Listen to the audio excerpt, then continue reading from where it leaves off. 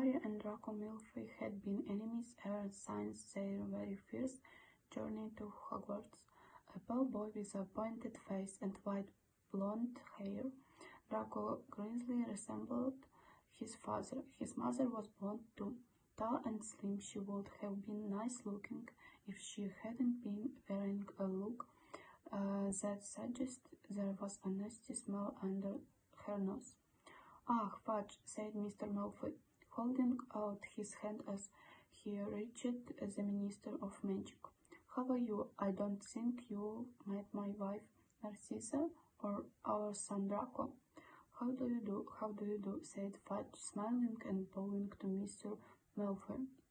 "And allow me to introduce you to Mr. Avalanche, Mr. Well, he's the Bulgarian Minister of Magic, and we can't understand a word I'm saying anyway, so never mind. And let's see who else you know, Arthur Weasley, I dare say." It was a tense moment. Mr. Weasley and Mr. Malfoy looked at each other, and Harry vividly wrestled the last time they had come face to face. It had been in Flourish in the Blood's bookshop, and they had had a fight. Mr. Malfoy's cold grey eyes swept over Mr. Weasley and then up and down the row.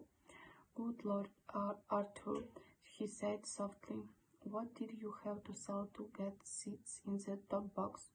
Surely your house wouldn't have fetched this much." Fudge, who wasn't listening, said, "Lucius has just given a very generous contribution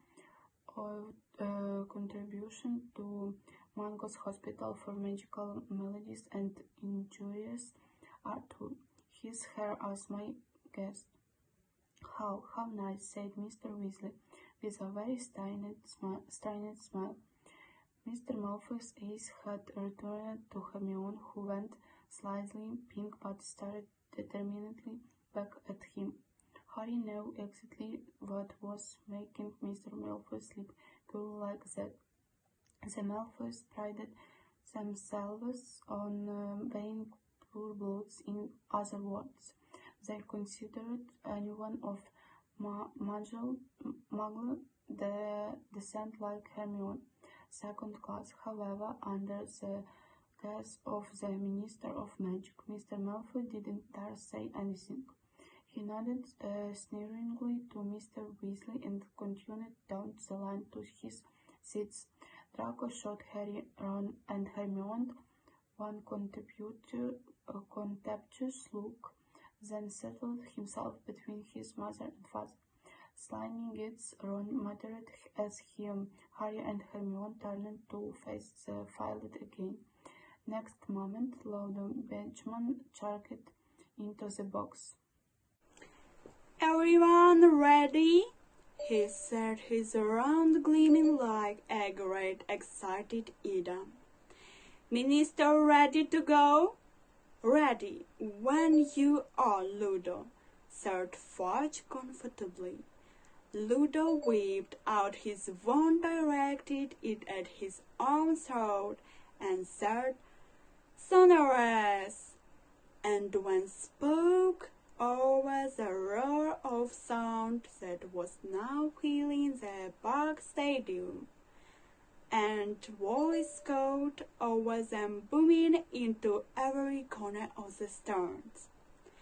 "Ladies and gentlemen, welcome to the final of the 122nd Quidditch World Cup."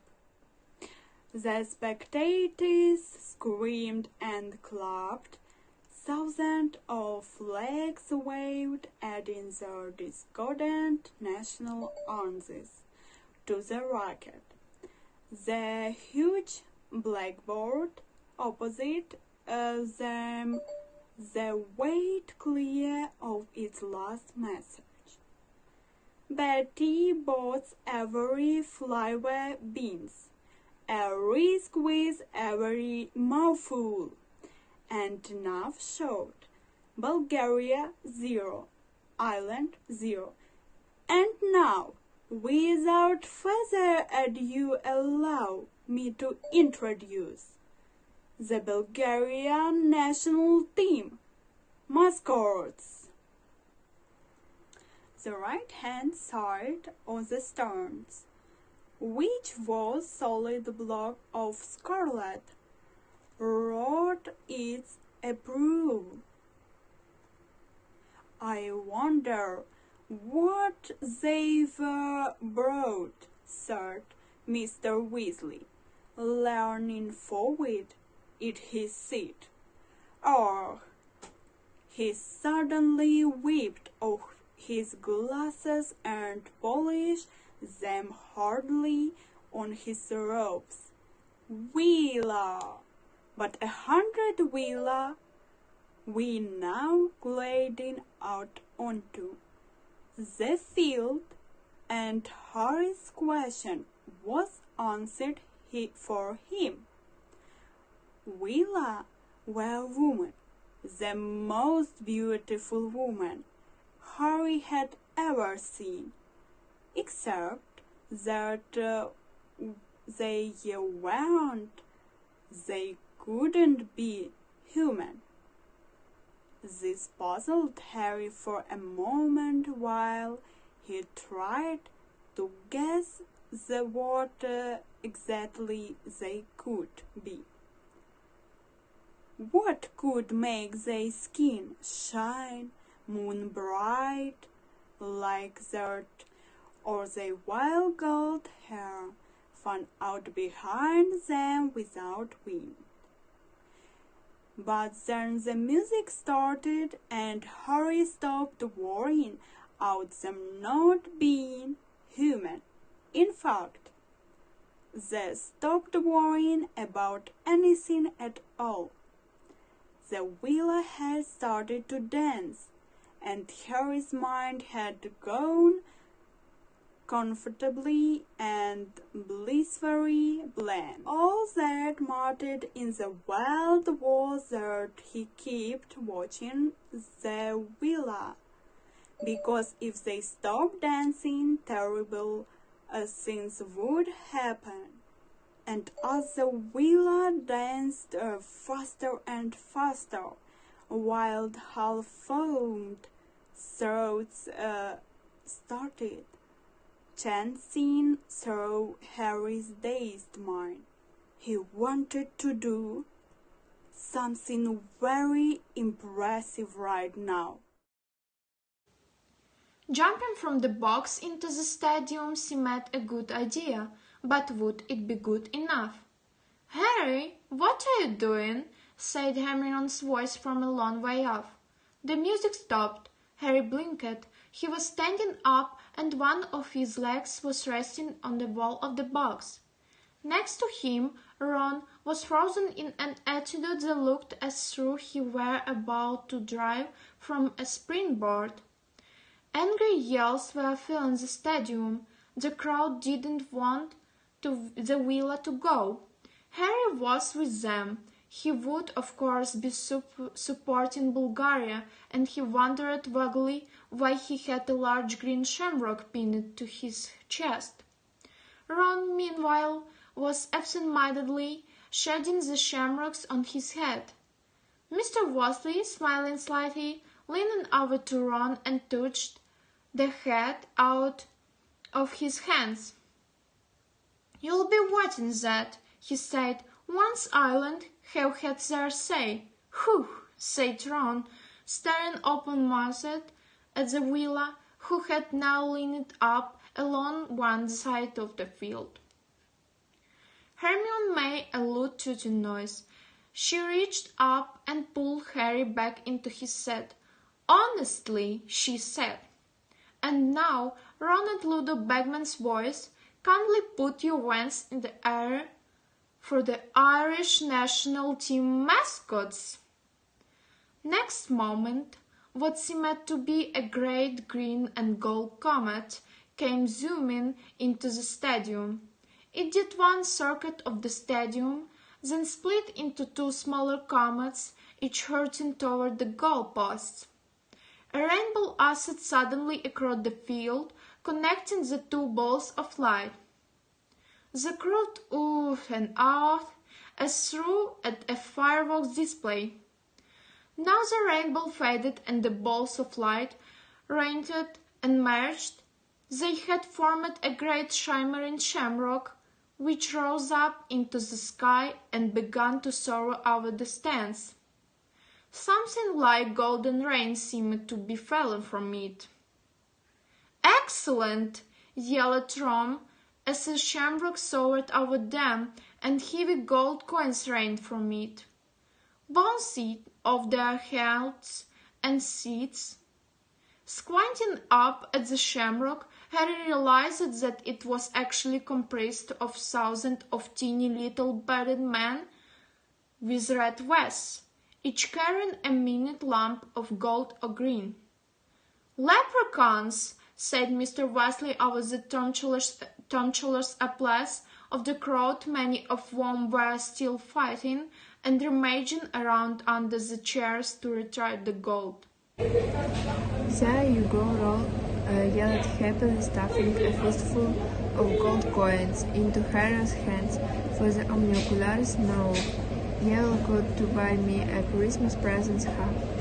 The great shamrock dislodged in leprechauns, drifted down onto the field on the opposite sides from the veil, and settled Trimslayer's cross legs to watch the match.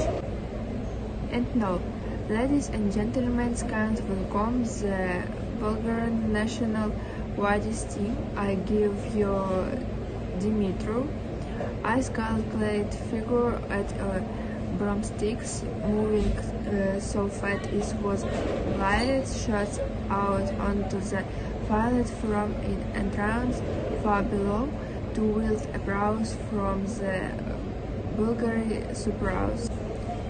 Ivanova, Icon Scarlet, Roberts, player zoomed out.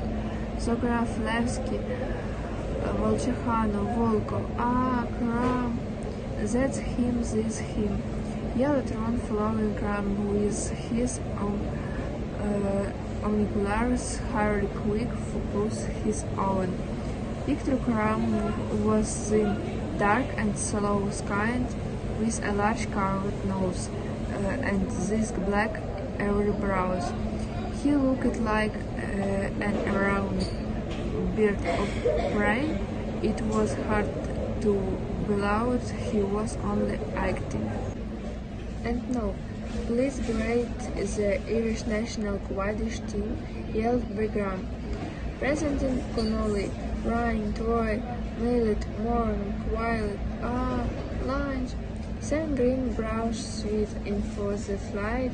Harry spun a smile dear on the sides of his omniculars and slowed the players down a nose to read the word flightable on each of the brooms and see his names embroidered in silver upon these bricks. And here, all the way from Egypt, our fair acclaimed chair of the International Association of Quidditch, Hassan Mustafa.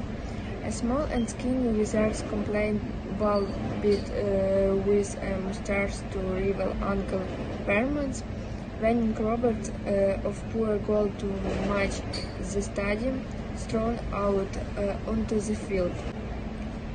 A silver wrist was produced from under the mustache, and he was carrying a large wooden crate, and one arms his broomsticks under the other. Harry spun the spits deer on his omniculars back to normal, watching closest as Mustafa won his broomsticks and kicked the crate open. Footballs burst in for the arm, the scarlet quilt, the two black bricks, and Harry thumped it for the brace moments before it